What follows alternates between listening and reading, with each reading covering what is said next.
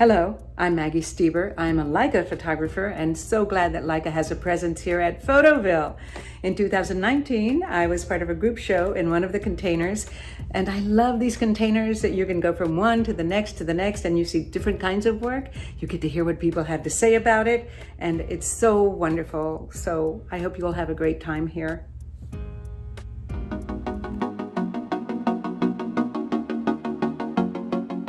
Hi, my name is Sheila Pre-Bright. I'm a photographic artist based in Atlanta, Georgia.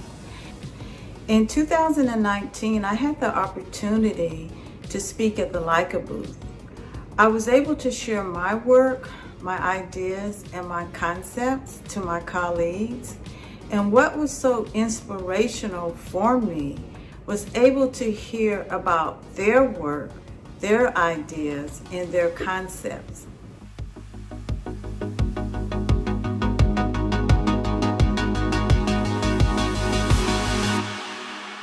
I'm Devin Allen. I'm a Baltimore-based photographer, most known for my documentation after the death of Freddie Gray. And I've been lucky enough to show my work at Photoville multiple times. But this has got to be my favorite memory and moment because I'm working with my dream camera company, Leica. I can't thank Leica enough for selecting me to show my work. I hope when you guys see it, you like it. And big shout out to Photoville. Keep supporting young and upcoming photographers like you supported me 5 years ago. I just want to say thank you, and I hope everyone enjoys Photoville.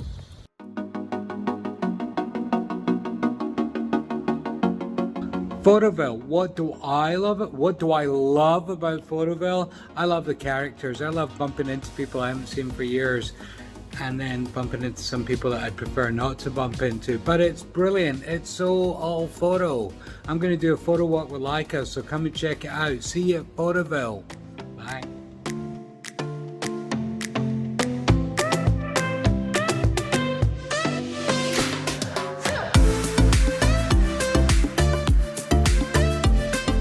Hi, my name is Ben Franca. Over the past few years, I've been a part of Photoville with Leica as a speaker and leading a parkour photo walk through Dumbo.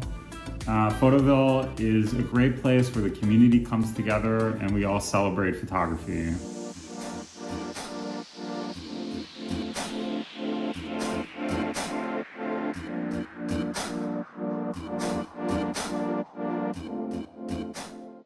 Hi everyone, thank you for joining us today for our Photoville program featuring Vanessa Charlot and Polly Irungu. I'm your veteran events and public relations manager at Leica. Here at Leica, we invite you to witness the visual stories that have shaped our perspective and interpretation of our world and encourage you to share your own. As we celebrate Photoville's 10-year anniversary, I'd like to thank their extraordinary team for their unwavering commitment to visual storytelling, leaving an indelible impression in the photography community. Today, we're joined by award-winning photojournalist and documentary photographer Vanessa Charlot and photojournalist and founder of Black Women Photographers, Polly Irungu, for an intimate unraveling the vulnerability of men. With that, I'll hand it over to Polly to start the conversation. So thank you, everyone. Sit back, relax, and enjoy the program. Thank you so much, Yvette, for the warm welcome, and hello everyone for today's conversation with Vanessa. I'm Polly, I'm the founder of Black Women Photographers. I'm so excited to share with you all Vanessa's beautiful work that she developed just for this talk.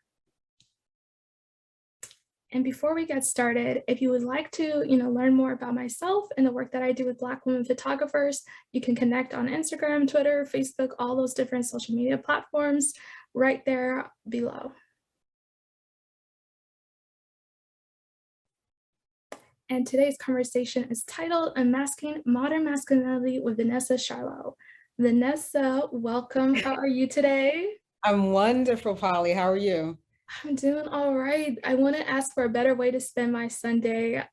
So before we dive in, I know folks who are here probably know a little bit about you, but give us more info about your background. Yeah, so I'm a photojournalist and documentary photographer. I also dabble in film, and I curated my first show this year in Chicago. I'm Haitian American, based in Miami, Florida.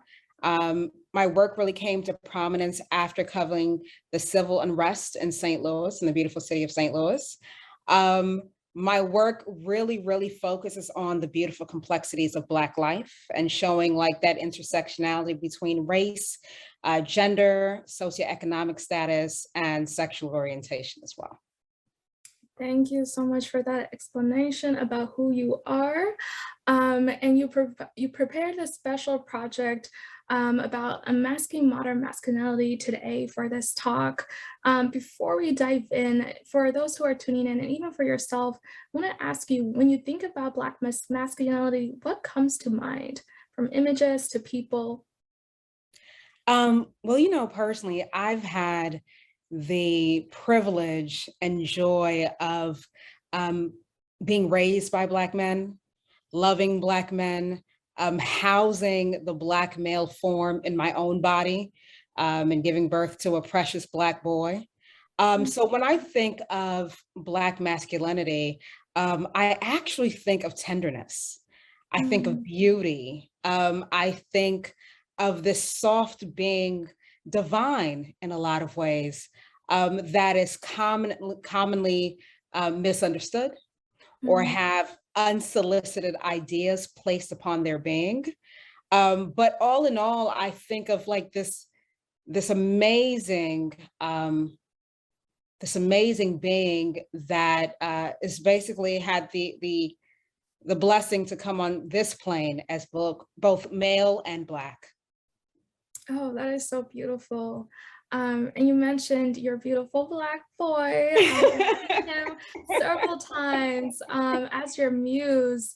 Yeah. You know, when did that start? When did you start documenting your son? And how has, you know, that work evolved over time and also influenced this project? Right. So, you know, just like every first-time mom, I was taking pictures like crazy, right? And and we lived in Haiti for some time. And so I was taking photographs of him in relation to his environment, in relations to other people. And with what happened last year, and seeing his visceral response, right? Like I remember one time taking him out for lunch, and out of nowhere, he starts chanting Breonna Taylor, right? And him just having those kinds of responses to what's happening. And then there was one specific day that I was bathing him in our yard. And that's very Caribbean of me, right? Like we have showers and everything, but like we're gonna go outside. We're gonna bathe outside, right?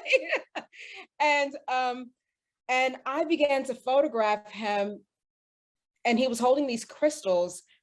And I wanted to capture these tender moments that no one sees, right? So when everyone sees the Black male, there's these ideas of him being unapproachable, of him being something that's not vulnerable, that isn't soft.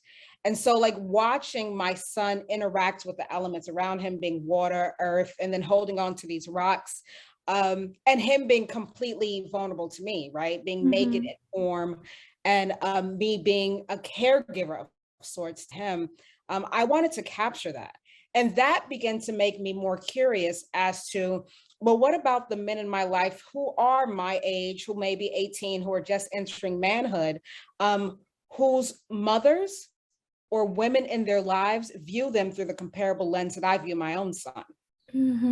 And so like thinking about how quickly beautiful Black men go from being these precious little beings to a threat.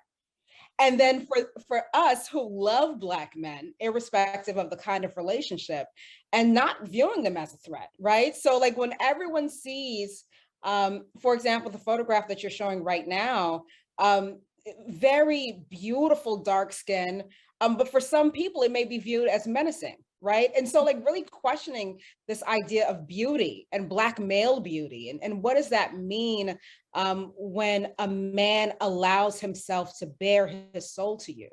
And specifically as a photographer, how do I show up in this space?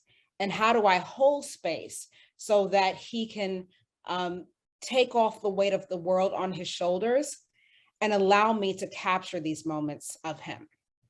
Wow. I mean, that is just powerful with words that you're saying. And I completely agree. Like, let's talk about that. For example, with this one, how do you even get the people in the project, comfortable? And I guess we could start talking about them as well. Yeah. I mean, I had the pleasure of seeing this beforehand, but let's talk about these people in the images and how did you let them, get those guards down, their walls down, and be vulnerable? Yeah. So one of the first things is whatever I approach very vulnerable myself. I understand that it is an honor to be able to document and photograph Black bodies, right? And really disrupt the compositional hierarchy of what you see and what you think about when you see Black bodies. Well, Mhm. specifically, the men or the subjects are men that I know, men that I love. And I had an honest conversation with them, right? And the conversation entailed, okay, so there's what everyone else thinks about when they see you. And then there's what I think when I see you. And then there's what you think when you see yourself. So then how do we together talk about this visually? How do we explore these ideas? How do we explore sexuality without it being something that is a fetish, right? Like, Right. how do we allow you to be soft? Because at this moment, like I hold the camera and we all know that the camera is a tool of power. So Mhm. how do we begin to deconstruct these ideas together and really explore the concept that vulnerability is actually being really strong, right? Because hard things break, but soft things bend and they're pliable. And how do we show you as these pliable beings? Oof, I have goosebumps right now that y'all cannot see because I mean, like, seriously.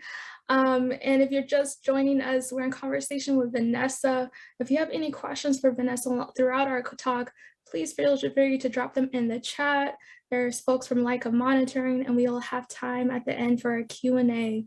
I mean, so how old is this person? Because I know from our conversation beforehand that you intentionally had different ages represented in this. Right. So we have Elijah, and Elijah is 18. And Mhm. Elijah, when you think of 18, you're just entering the idea of manhood, Yes. right? And he's this beautiful young man with a very striking form. But also, Elijah is very soft spoken. Mhm. He's a skater, right? Like he's so different from what people think Black boys should be. Right. He's very tender, he's very affectionate, he's very attentive. And so I wanted to photograph a man at the commencement of the Mhm. idea of manhood. And then you have another gentleman named Whistler, and Whistler is 40. And he's Haitian American. And so if you can imagine all the ideas that come along with being a second generation immigrant child, Mhm. growing up in Little Haiti, and Little Haiti, although very beautiful, was a rough neighborhood at some time, Mhm. right? And so like you have this man who is also a father, who was also a husband, having to navigate his responsibilities, but also his own feelings about what does it mean to become deeper into manhood, and ultimately how these ideas have changed over time, right? So like him transforming from like a man that used to run the streets, right, to now he's a father, he has other responsibilities, and he has 3 boys. So how does he want to show up? How does he want to express his masculinity to his sons, to create the space for his sons to deconstruct the ideas of toxic masculinity and walk in the fullness of their manhood? That was incredible. Like, even if you notice, like in the last photograph, the Yeah, poses, really, I wanted to bring in elements of femininity as well, I right? see that. So Yeah. his positioning, now think about how he looks, but how Mhm. he's positioned, right? And so like that's to explore like the fluidity of all of us. And so even though, yes, we're talking about Black men, but that's something the idea of masculinity and femininity, or dominance and submission, whatever that is, that's something that we all hold. So I wanted to explore that in his poses, and how he positions his body. So like, for example, his face comes forward, but his body is kind of pulled back, right? And almost holding that for himself. And how many times have Black men have to safeguard themselves, safeguard their heart, while leaning forward into whatever the situation is, and just that delicate balancing act that we all play. Oh, that is just so brilliant. And I mean, I see that with every person photographed. And even with this photo, was that something similar? What was going through your mind when photographing this image? Yeah, so I had Elijah squat down, and he kind of went into his own thing. But the reason why I did that was because, I wanted to put him in a position of someone that is relatable, right? So like kind of destroy the idea of Black men being these imposing, over the top, almost machismo figures all the time, to someone that is easily relatable, someone that you can see their humanity in them. And also like thinking about how many times have we ourselves put ourselves in that position where we squat down. Why do we do that? Oftentimes it's to relate. It's to have a conversation with someone that's much smaller and much younger than us. And so I wanted to play with this idea of positionality and age. Oh, Vanessa, so beautiful. And this also, what's going on here?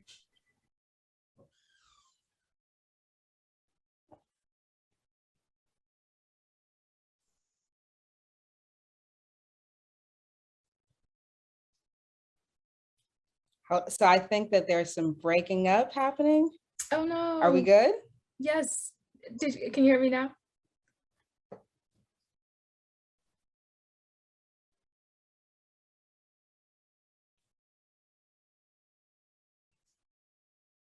Yes, yes, I am. Okay. Great. So I was just asking you, in this image right here, it feels like this could be like a moment that could have been missed. What's going on here?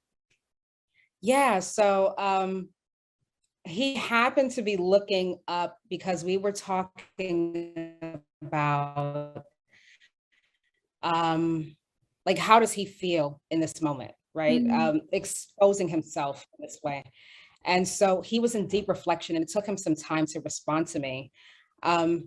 And so he's thinking, and at that moment, I captured the photograph because I found it to be a very introspective moment. And I found it to be a moment that he was allowing himself, or allowing myself, to see his inner process, and how he thinks about things. And then also too, I love the position that he was in terms of his arms. And his arms almost being something that extends outside of the frame. So that's what was going on with that. And then, as you can see, there's this constant playing with shadow, right? So like the series is void of color. Not only do I personally love Black and white, but it's void of color, and it's void of any kind of background, because I wanted to present the Black male and the Black male form as a tabula rasa, right? Like a blank slate. So who is this person before all of these unsolicited preconceived notions are placed upon them, right? And how do they feel? How do they look? How do they move their bodies? What are they thinking about? What are they feeling when they're able to unabashedly bask in the divinity of who they are, before we start putting all these ideas on them? Love it so much. And speaking of Black and white, there's a question from the audience relating to the technical side of it. They ask, how do you ensure the fidelity or tonal quality of color in your images, or do you negate the white balance of skin tone by photographing Black and white? Okay, ask that again. Yes. How do you ensure the fidelity or tonal quality of color in your images, or do you negate the white balance of skin tone by photographing black and white? Because you mentioned how you purposely photograph black and white. Right. So I guess this is more of a technical question. How do you make sure that it stays consistent Right. after you're like the post-editing process? Yeah, so I actually, first of all, the Leica has a feature where you can photograph in color and black and white. Oh, Right. great. Okay. So I'm photographing in color. Okay. Okay. And I'm photographing in color because I like to see the hues. I like to see the Mhm. variations in the brown skin. And I turned into black and white because I had a specific idea. So because of how the camera functions, and it's of superior quality, right? I'm Mhm. able to light the images in a way that if I turn them to black and to color, you would be able to see the integrity of the tonality and the color. Mhm. But I just choose to go black and white with it.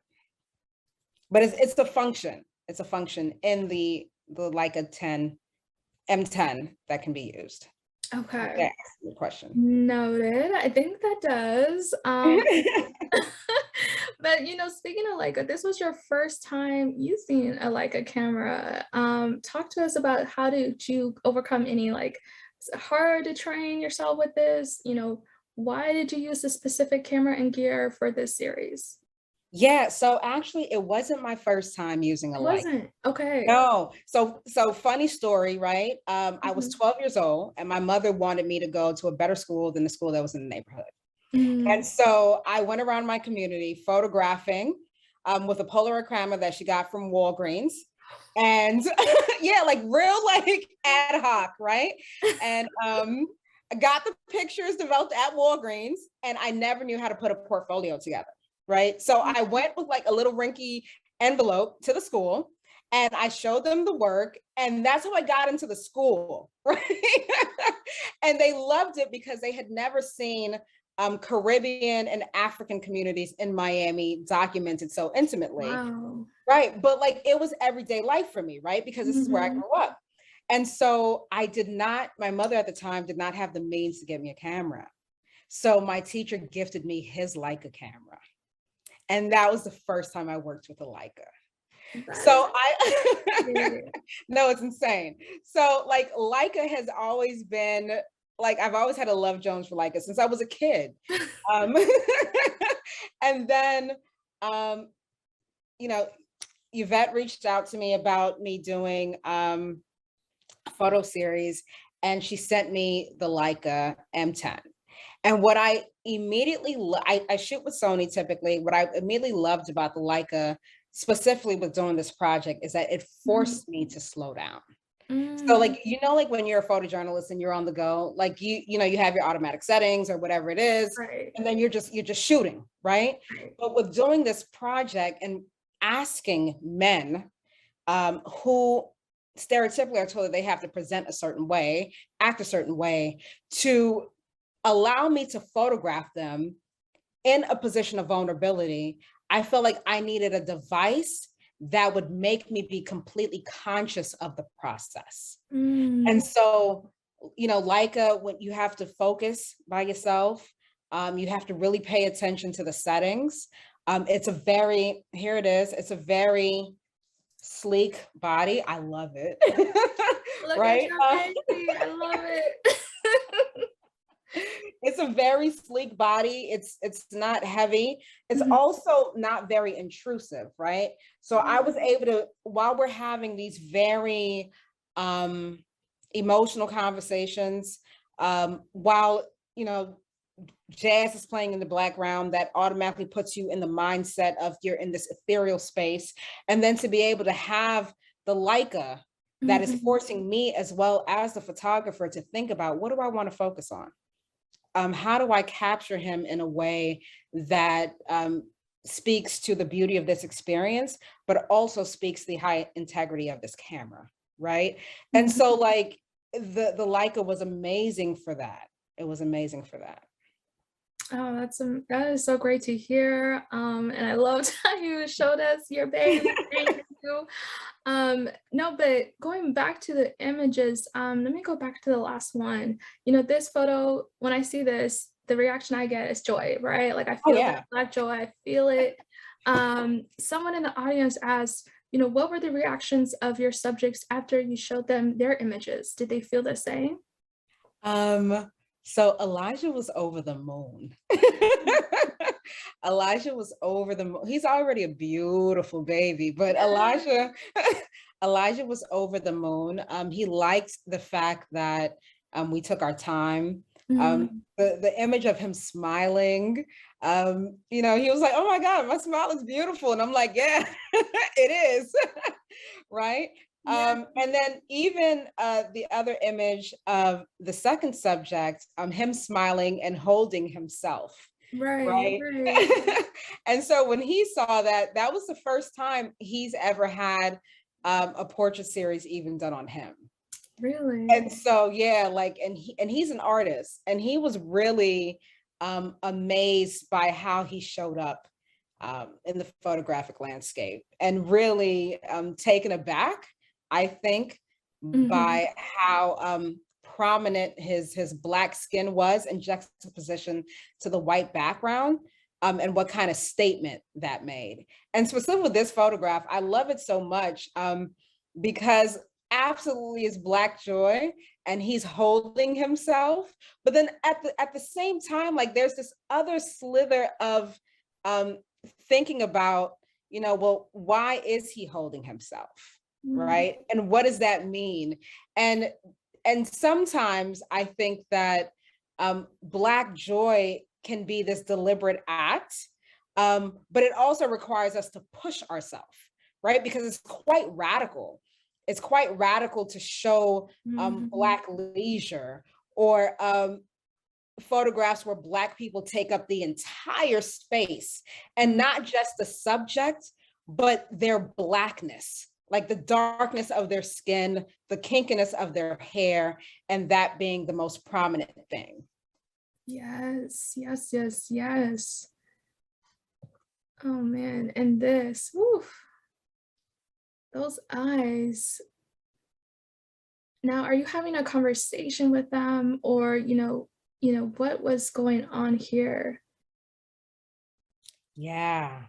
So this is when we first began photographing, and I just wanted to get him comfortable. So we were just kind of having conversations. It actually was supposed to be a test shot. And it was a test shot that turned into a photograph that him and I really, really liked. And I wanted to bring it in because I think that it speaks to how sometimes guarded boys can be before you create the space for them to feel comfortable. And so I wanted the photo series to feel like an undressing, right? So if you see at the beginning, both of the men look quite stoic, right? It looks like they're trying to figure out, what is this about? Who am I? And then at the end, you see them in their full glory. And at the end, you see them using, or they're covered in the white drapes that I have on them. And their positioning is also quite fluid. But the first, like that picture, actually, I wanted to explore the idea of a Black man kind of coming out of his shell a little bit, right? So like when you think of like the white drape in this photograph, it completely covers him. It covers him, you can't really see him, but you know that there's a Black male that is there. And so I wanted to really show him coming into himself. So the photo series, even though, yes, it's told through a Black woman's perspective, it is really like an ode of love to Black men, for them to see themselves in this kind of work, for them to feel empowered to, even if they choose not to show it to the rest of the world, begin to show their own vulnerability to themselves, right? Like they don't always have to be tough. Even though we love and appreciate them, they don't always have to be strong. It's okay to cry. It's okay to be soft. It's okay to be tender. Absolutely. I mean, look at this. Oof. Yeah. I mean, I already said this earlier, but this needs to be framed. This is just beautiful. I cannot wait to see Thank these in an you. exhibition. I know. This photo. I love this photograph. And you know, like as a photographer, there are plenty of photographs that you like, but I'm so in love with this photograph because of how open it is, right? His position, he's sitting with his legs open. I photograph him from the back because I wanted for not just every Black man, but for every man to feel like he can sit back in a chair and release. Right? Again, because I focus on Black bodies, this series has Black men in it. But I think that it's important that all men really are able to see themselves in such a light. And it also speaks to like the vulnerability, right? For him to be positioned that way. That means that he's in a position to receive whatever is coming towards him. And I really think that that's important. Because oftentimes I think that Black men exist in a space of having to brace themselves, right? So there's this tension, there's, and you see it in their body, you see it in their position, you see it when they clench their jaws, the squinting of the eyes, and that takes a lot. It takes a huge toll on the body. Absolutely. Yeah. That plays with the same idea. That plays with the same idea. And again, like when you look at his face and his disposition and even some of his tattoos, in juxtaposition to something being over his lap like that, it kind of looks like a skirt. It kind of looks like a drape over him. You're not really sure. But really, once again, exploring the concept of femininity within the masculine form. And femininity really lending to softness, right? Like, and it's not exclusively feminine, but I knew that that would really make one think about really what does it mean to be feminine? What does it mean to be masculine? And play with like the idea of non-binary images being seen on the Black male form. I mean, I see folks also noticing the tenderness and the vulnerability in these images and their posing. Someone in the chat asked, how/why did you decide to go in the direction of softness and vulnerability versus leaning into the stereotypical depictions of masculinity and harshness? Oh, that's a wonderful question. I think that there's nothing really new about seeing men exude like uber masculinity, right? Like it's in our media. We see it, like men go off to war. Black men are stereotypically presented as these thugs, these really tough dudes that are partaking in all kinds of acts. White men are typically viewed to be heinous sometimes. And so like we have these misconstrued ideas of what men are, of what Black men are. And so I really wanted to really challenge that idea. And then as for people who love the men in our lives, for us to reimagine our relationships with these men, right? And really think about what kind of stereotypical ideas do we place on men and our expectations of these men that don't necessarily serve us or them. And so how do we begin to restructure relationships around love, around tenderness, around vulnerability, and accept it as something that is innate to the human experience, right? Like there's nothing about vulnerability vulnerability is something that we all experience.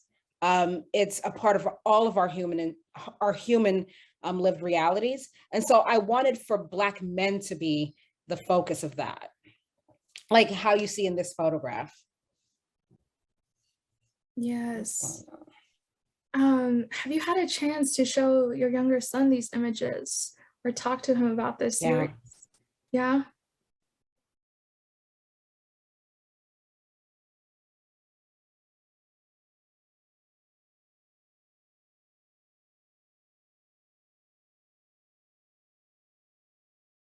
Oh, oh no, are you back, Vanessa?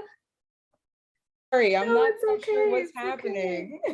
It's totally fine. Of course, this never happens when we do these tech checks, but it's Right. okay. Okay. So right before we lost you for a second, I asked you, have you had a chance to talk to your youngest son about this project and show him these photos? And what did he think of it? I did. And so he wants to be in it. Oh, Of course. course, right? Um, but he looked at these men, and I think at first he was surprised Mhm. because he was like, "Oh, well, they're superheroes too," and I'm like, "Yes, Papi, they are, right?"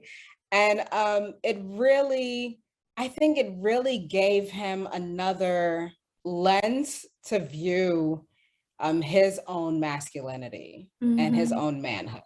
Yeah. So it's definitely a series that I plan on expanding. And Yes. so I'm thinking about even photographing Black men who are old in age. Mm. And again, like that process of manhood from boy to young man to grown man to like an elder Oh, through the that would be lens of so vulnerability. beautiful. Oh man. Thank you. I'm gonna keep replaying these photos, but I do want to leave time for some Q&A. I see some great questions coming in, and if you have a question relating to this series or just Vanessa in general, feel free to drop it in the chat. I see one question asking, where do you draw your creative inspiration from? Are there specific photographers that you admire? Oh, wow. What if I draw so unlike a lot of photographers, I actually draw my inspiration through literature. Mm. I'm an avid reader.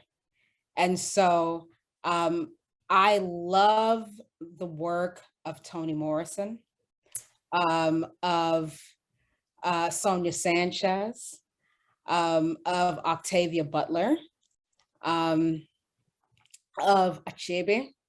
Like, I love the work of writers who center Black life in their literature that is free of an oppressive gaze and that is free Mm. of a white gaze.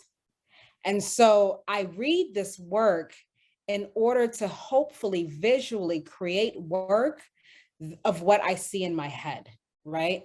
So like when I see, for example, this photo series, I think about, well, if men, specifically Black men, did not feel like they were racialized bodies, how would they move?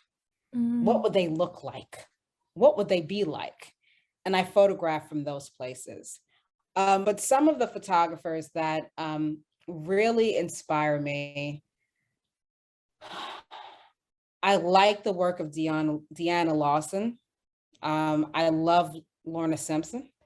I think Mohole out of South Africa is Mm. brilliant. um, and then you have the usual Bruce Davidson. I love the work of C.W. Griffin. He's actually my mentor, and I work very, very closely with him. He's a real inspiration to me. I love the work of Maggie Stever. She's amazing as well. But my work really draws from, if I'm not doing photojournalism, it draws from the Black imagination, specifically Black radical imagination, and reimagining typically racialized bodies in spaces where they are able to move in full sovereignty. And I think that literature gives you the framework to explore those concepts. Oh, that is incredible. Thank you. And thank you to whoever asked that great question. Um, Absolutely. Someone else asks, would you say you have a particular audience in mind as a central focus for seeing these images, or perhaps do you hope for them to have different purposes for different people seeing them? So that's I'm loving these questions.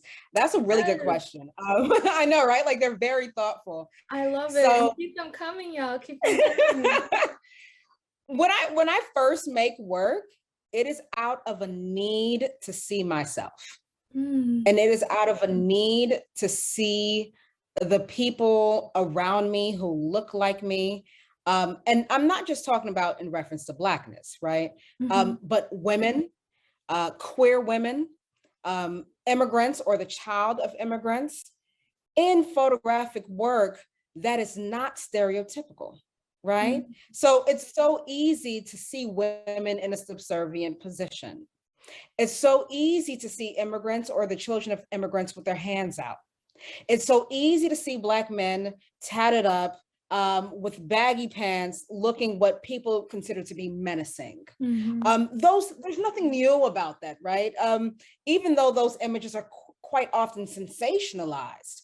But as someone who exists in the intersectionality of that identity, I want to see myself as I actually live.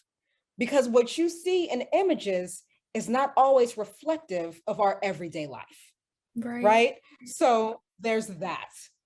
So it comes out of that. And is there a specific audience? Actually, when I first began to produce my work, it was with the idea in mind of Black people or people of color, queer people seeing themselves in a different lens. What has happened though, is that I have a very diverse audience. And in having a very diverse audience, I have grown a level of appreciation that I don't think I was conscious of in the beginning. So yes, of course, as a photographer, you want everyone to see your work. Hopefully they like your work. But I have white women from Topeka, Kansas buying my work, right? Hey, I grew up in Topeka, actually. So wow. Yeah, like it's a trip, right? And I have them engaging with the work, and we have conversations. Like I'm typically very open and conversational with people who engage with my work. Like if someone hits me up on Instagram or email me, 9 times out of 10, if I see it, I'm going to respond. And so because of that, I have learned so much from them as well, right? So for a lot of times, yes, they understand that I'm photographing a Black male or a Black female or whatever, but they take it home for themselves. Like, well, how do they see themselves in relation to this? And so with the growing diverse audience, it has created a situation where instead of focusing solely on the humanity of people who look like me, I'm able to see the common unifying thread in us all. And it actually makes me think of, so I got an assignment to go cover a protest in Tulsa, Oklahoma, right? During the eve of the bicentennial? Oh, the anniversary. Right, of the Tulsa Race Massacre. So I'm walking through this predominantly white space, and you know, all kinds of things are being whatever said. And because of the conversations that I've been having with my very diverse audience, I was then able to relate in that kind of situation very differently. Where very quickly I was able to say, okay, what is happening here is that, you know, you may feel unseen. I've been there. You may feel scared. I've been there. You may feel like you have to defend the lives of your children or people that you love. I have been there, right? So with us both experiencing very similar sentiments from two very different standpoints, but experiencing the same feelings, how then do we have a conversation that moves things forward, right? And so that's how I approach a lot of my work when engaging in conversation with people that appreciate it. Oh, what a beautiful and thoughtful answer. I'm gonna continue with the Q&A. Another person asked, and you kind of touched on this already, but briefly, how do you direct the men you are photographing? Do you direct them, ask them to move, or both, or are they mainly guiding the photographs? Yeah, so for this one, I had a set of poses that I wanted to execute. Mm. And because I knew that they lended their bodies to send a specific message, right, by posing a certain way. But because I was working on this project with my own mentor, C.W. Griffin, he really encouraged me to create the space for the men to just be. And so in being and engaging in conversation, they began to kind of pose as well. And so there are candid shots within the series that look staged, but they're actually not.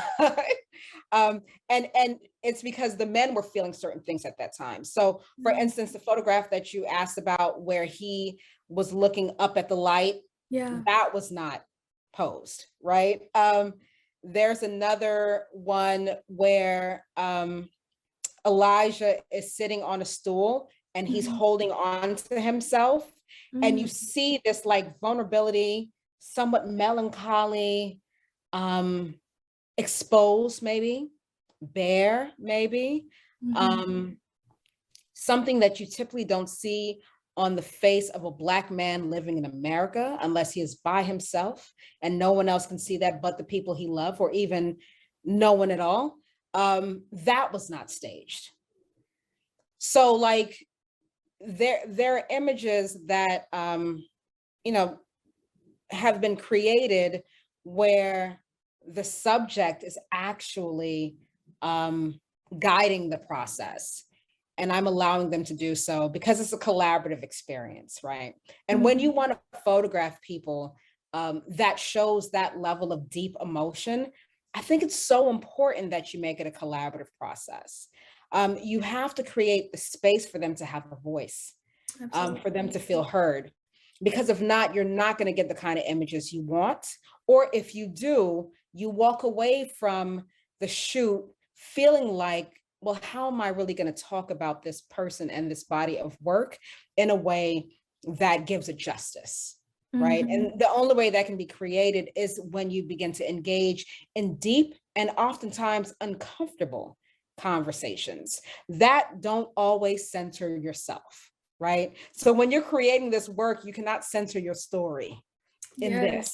Instead, you are centering that person.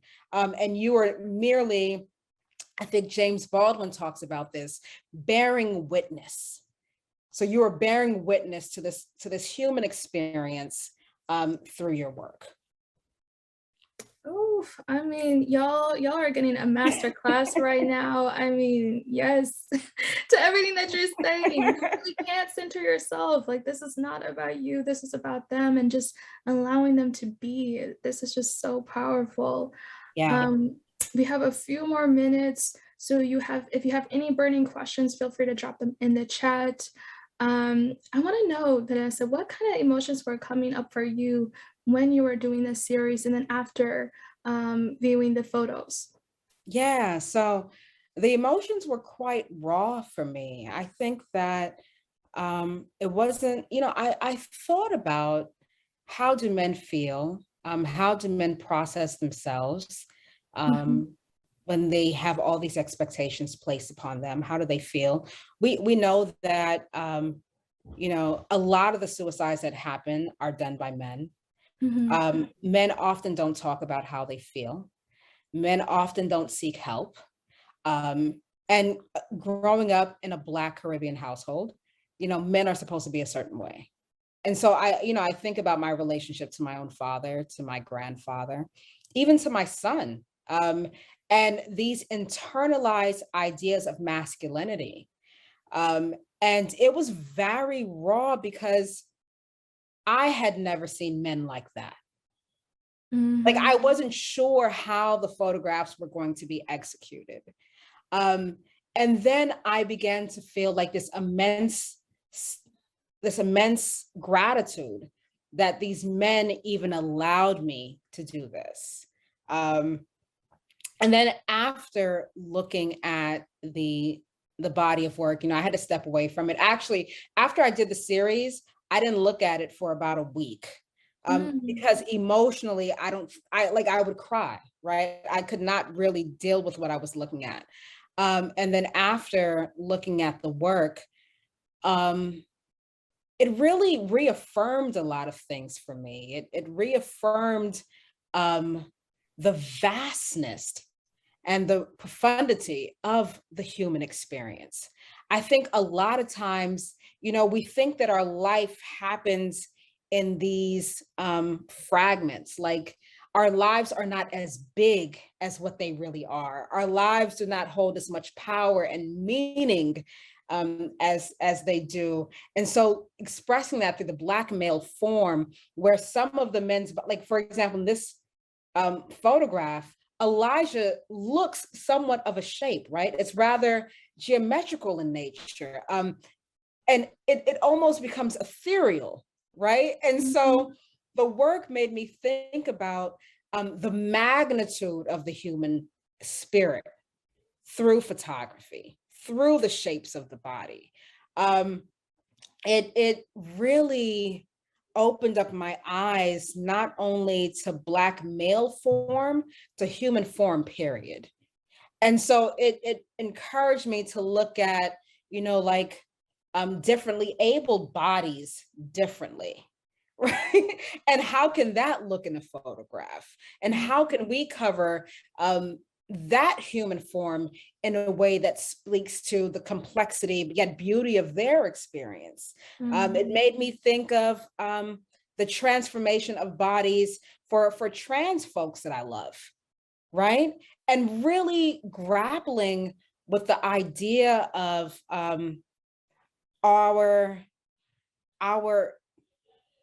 lived experiences, our humanity within form. I mean, I think I've told you this a million times getting ready for this conversation, but you are brilliant. This series is brilliant. And for those who didn't realize, this is the first time you are seeing these images in this project right here in this conversation. And so Vanessa, how is it like now, you're showcasing this to the world? How does it feel? Like, what is it like right now? Oh my God, I feel naked. I do, right? Because, there's a part of you that's thinking about, well, how will it be received? I was gonna ask you, yes. Yeah, like how would it be received? I know that I'm deeply critical of my work. As we all are, of course. Right, exactly.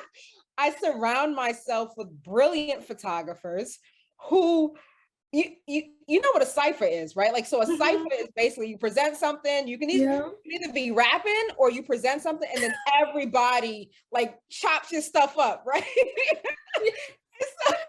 And so I do that regularly with my mentors, where like I'll shoot them something and like my stomach hurts, right? Because in my mind, I'm like, this is amazing. And then like I'll talk to like my mentor CW, he's like, baby girl, this is not, or he's like, this is amazing. We're gonna rock with this, right? So yeah, I feel bare.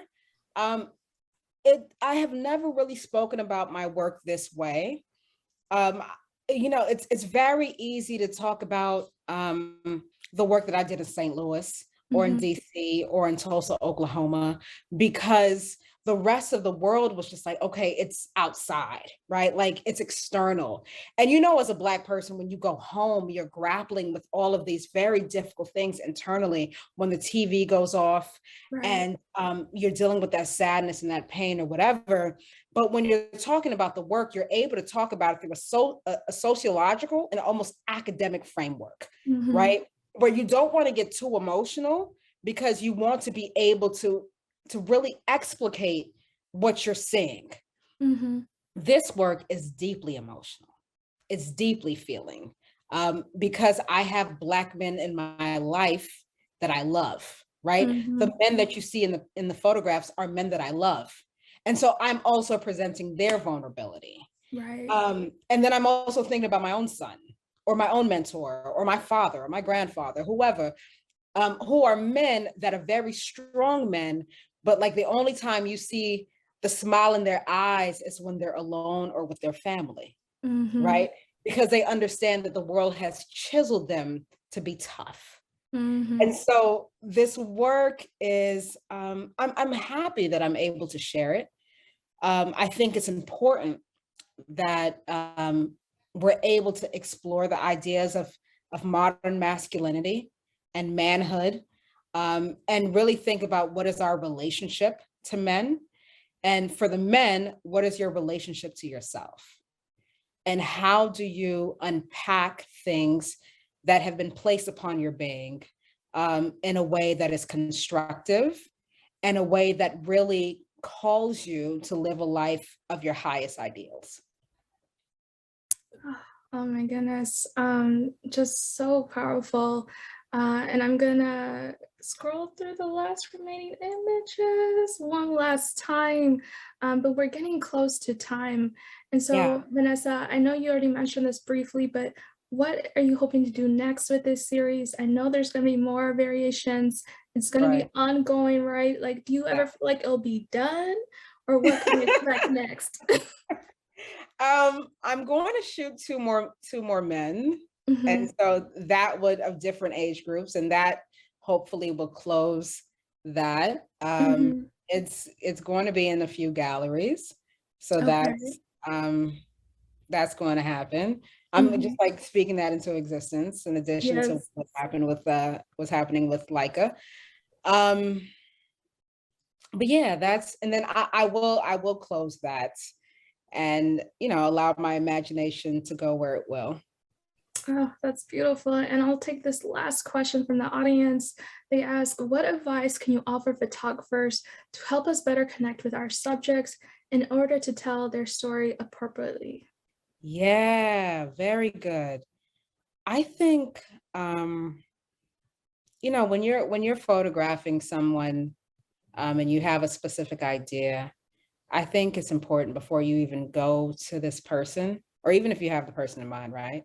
For you to sit with those questions yourself and grapple with those things yourself. Because I think that when you become more conscious of how it shows up in your own life, you're able to be a lot more sensitive and aware of how you interact with your subject.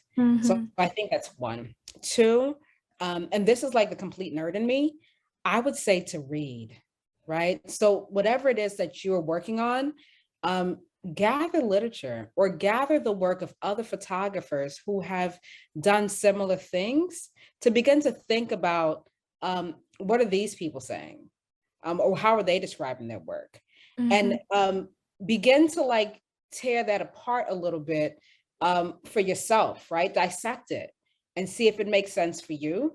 What would you make better? What would you eradicate or bring in? What would you make different? And then lastly, I would say, allow the camera to be the last thing that you introduce in a space. I think oftentimes as photographers, we just come in, right? Like we got a camera, like let's go. and it can be off-putting. The person that is not sure how to receive that, right? So instead, I would say in terms of building a rapport, treat the person as a human and not a subject. And when you have that, it's a small shift, but when you shift that, you're able to create the space to engage and have a collaborative photography project. Where lastly, when you have been able to develop all of those things with your subject, when you come out with a camera, it does not disrupt the flow or the energy of the work that you're trying to produce. It becomes the integrated part of it. Hopefully that answers your question. Oh, I mean, that does more than answer the question. Vanessa, thank you. Thank you so much for sharing this body of work with us for the first time. Anything else that you'd like to say before we close? No, well, I just wanted to thank everyone for joining the conversation. I hope that you found it enlightening. And yeah, like feel free to reach out to me. I'm typically very open. Thank you. And thank you so much for everyone for joining us. And thank you, Photoville and Leica, for this excellent talk and the programming to follow.